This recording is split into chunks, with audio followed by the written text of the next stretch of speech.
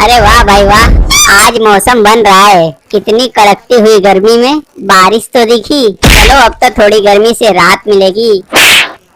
राहत? अरे गजोदर, लगता है तुझे पता नहीं है लोकल फार्मिंग के बारे में। ये जो थोड़ी सी बारिश हो रही है ना, इससे ज्यादा कल तुझे पसीना निकलेगा। अगर ऐसा नहीं हुआ ना तो मैं तुझे दारू की पार्टी दूंगा। अरे लोकल फार्मिंग, ये क्या है? ये कौन सी जगह का नाम है? ये नाम पहली बार सुन रहा हूँ। ये किस चीज का नाम है? इसको मैं भी पहली बार सुन रहा हूँ। लगता है कि मार्केट में कोई नई चीज आई है। अरे तुम लोग को इतना नहीं पता? तुम लोग कौन सी दुनिया में रहते हो? इतने खतरनाक चीज के बारे में नहीं पता? अगर तुमको इसके बारे में जानना है तो चाचा से पूछ लो।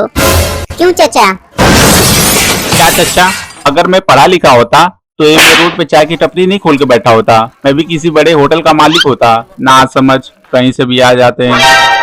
शक्ल गधे जैसी है पर ज्ञान ऐसे बता रहे हैं जैसे पूरी दुनिया का ठेका ले रखा हो। हे भगवान, किन लोगों के बीच भेज दिया जिन्हें लोकल फार्मिंग के बारे में नहीं पता। अरे चाचा, लोकल फार्मिंग नहीं, ग्लोबल वार्मिंग बोलते हैं। थोड़ा ज्ञान अपडेट कर लो। इसीलिए कहते हैं अधूरा ज्ञान बहुत खतरनाक होता है। और आज इसका लाइव डेमोस्ट्रेशन आज सबके सामने हो गया। लो भाई, जिन्हें खुद कुछ मालूम नहीं वो चले हैं ज्ञान बांटने। चाचा, आप भी ना किन किन महान मूर्खों को दुकान के सामने बैठा लेते हो। अरे बेटा, हम थोड़ी ना बैठाते हैं इन भिखारियों को। ये बेरोजगार लोग हैं, सुबह से शाम तक यहीं बैठकर कुर्सी तोड़ते रहते हैं। काम धंधा कुछ नहीं, बस फ्री की चाय और फ्री का ज्ञान चाहिए। मान गए चाचा, बात में दम तो है। पर अभी ये सब छोड़ो और जल्दी से गर्मा गर्म चाय पकौड़े मंगाओ। इस बारिश के मौसम में अगर चाय पकौड़े ना हो तो बारिश का मजा ही फीका है। हाँ चाचा, फिर देर किस बात की, एक प्लेट हमारे नाम का भी लगा दो। बेटा, आज तो पकौड़े नहीं मिल पाएंगे, गैस खत्म हो गया है। आज तो दुकान पे सिर्फ चाय ही मिलेगी। यही वजह है चाचा कि तुम्हारी दुकान हमेशा ढप रहती है। कोई भी कुछ खरीदने आए तुम्हारा एक ही जवाब होता है, बेटा आज ये नहीं है, आज वो नहीं है।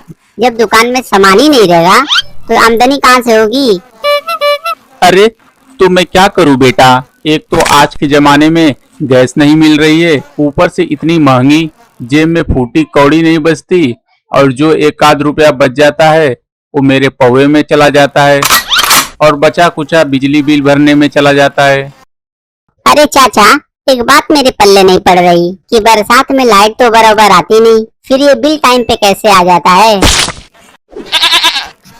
अरे बेटा, ये बात तुम्हारी खोपड़ी में नहीं घुसेगी। मेरी एक बात गांठ बांध लो, ये बिजली का बिल और मर्द का दिल दोनों एक ही जैसे हैं। कब कहाँ और कैसे आ जाए इसका अंदाजा कोई नहीं लगा सकता। क्यों नहीं बता सकता कोई? हम तो बता रहे हैं, हमारे यहाँ तो हर हफ्ते बिजली का बिल आ जाता है। अरे धन्य हो प्रभु महाराज, हम आप जैसे अंतर्यामी महापुरुष की बात थोड़ी न कर रहे हैं। और सच कहे तो आपके यहाँ हर हफ्ते नहीं रोज बिल आना चाहिए, ताकि आप जैसे लोग जो कुंडी मार के चोरी की बिजली चला रहे हो ना, वो धंधा बंद हो जाए। क्या चोरी का बिल? इतना तो चोर चोरी भी नहीं करता होगा बिल। ये तो कुछ भी नहीं है। भगवान का शुक्र मनाओ कि बिजली विभाग वाले नहीं आते, नहीं तो सीधे 1-2 लाख का फटका बढ़ जाता। दिखावे के लिए इन बड़े बाबू ने तो एसी टांग लिया है, लेकिन बिल भरने में नानी याद आ जाती है। इसीलिए तो कहते हैं हाथी खरीदना आसान है, पर उसे पालना हर किसी के बस की बात नहीं। हाँ तो चलाते हैं, तुम्हें इससे क्या परेशानी है? हमारी छोड़ो, अगर तुम में दम है तो तुम भी चोरी की बिजली चला के दिखाओ। अरे अगर सब तुम्हारी तरह चोर बन गए तो पुलिस का क्या होगा? उनका तो धंधा ही बंद हो जाएगा। अरे वाह भाई वाह, क्या ज्ञान पेलाए। चोर पुलिस, पुलिस चोर, वाह! इस डायलॉग ने तो सीधे मेरे कलेजे को छू लिया। बड़े आए दिल हारने वाले। ये तुम्हारा सीना है या दिल बनाने का कारखाना? अभी कल ही तो किसी के आगे रो रहे थे फोन पे, मैं तो तुम पे दिल हार बैठा हूँ।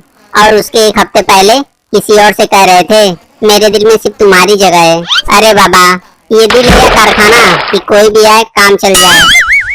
अरे धत तेरी की, तुम भी हर बात को सीरियस ले लेते हो। अरे वो तो हम बस ऐसे ही हवा में शायरी झाड़ रहे थे।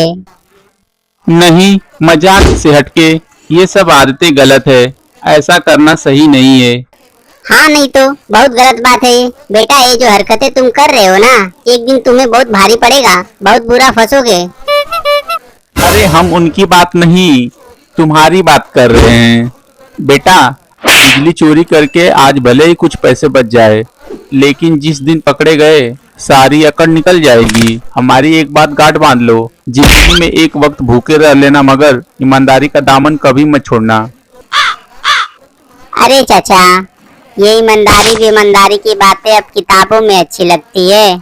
आजकल तो जो जितना बड़ा जुगाड़ू उसका उतना बड़ा पेट। देखो इन्हें, बेईमानी की कमाई खाकर कैसे पहलवान बने घूम रहे हैं। हाँ बेटा, तुम्हारी बात में दम है, मगर ये कलयुग है। आज इंसान को बस पैसा दिखता है। वो कैसे आया, कहाँ से आया, इसकी फिक्र बहुत कम लोगों को है। ईमानदारी और वसूली तो अब धीरे धीरे किस्सों की बातें बन गई है। चाचा, ये साधारण कलयुग नहीं है, घोर कलयुग है। ऊपर से किसी बड़े ज्ञानी ने भविष्यवाणी की है कि 2027 में दुनिया का खेल खत्म होने वाला है। अब पता नहीं दुनिया खत्म होगी या लोगों का अफवाह है। क्या अगले साल दुनिया खत्म हो जाएगी? और नहीं तो क्या, जिस तरह डायनासोर खत्म हो गए थे उसी तरह एक दिन दुनिया भी खत्म हो जाएगी, और उस दिन तुम भी खत्म हो जाओगे, हम भी खत्म हो जाएंगे। इसलिए बेकार की टेंशन छोड़ो और चैन से चाय पकौड़े खाओ। अगर दुनिया अगले साल खत्म होने वाली है तो पढ़ाई पर पैसा बहाने का क्या मतलब। अभी जाता हूँ और बच्चों को स्कूल से निकाल लाता हूँ। कम से कम फीस के तो पैसे बचेंगे और उसी पैसे का ऐश करूँगा। अरे बेटा, अगर दुनिया अगले साल खत्म होने वाली होती तो बैंक वाले लोन देना बंद कर देते, स्कूल वाले फीस लेना बंद कर देते, और नेता लोग अगले चुनाव की तैयारी छोड़ देते। बेवकूफ लोग। और नहीं तो क्या, इतनी जोरों की बारिश में भी दुकान खोले बैठे हैं, क्योंकि पेट भविष्यवाणी से नहीं कमाई से भरता है। आज मेहनत करेंगे तो कल खाएंगे। अरे बुढ़ऊ, तुमको खाने की क्या जरूरत, बोतल की चिंता करो आप, दारू पियो और टुल रहो। दिन भर मेहनत करके 2 पैसे कमाता हूँ, फिर अपनी मर्जी से खर्च करता हूँ। न तुम्हारे से उधार मांगता हूँ, न तुम्हारा जेब पर बोझ हूँ। फिर तुम्हारे पेट में दर्द क्यों हो रहा है? मैं दारू पीऊँ या कुछ और करूँ? अरे बुढ़ऊ चाचा, नाराज मत हो। अब जो दिख रहा है वही तो बोलूंगा। अगर बात गलत है तो समझा दो, गुस्सा करने से क्या फायदा। बेटा, क्या बात है और क्या नहीं, ये हमें मत सिखाओ। जब तुमने चलना भी नहीं सीखा था तब से हम दुनिया में दांव पेच देख रहे हैं। सही कहा चाचा, कुछ लोग प्यार से समझाने पर नहीं मानते। जब तक जिंदगी उन्हें खुद सबक नहीं सिखाती तब तक उनकी अक्ल ठिकाने नहीं आती। हाँ बेटा, लगता है आज इसकी गलतफहमी का भूत मुझे ही उतारना पड़ेगा। बहुत हो रहा है।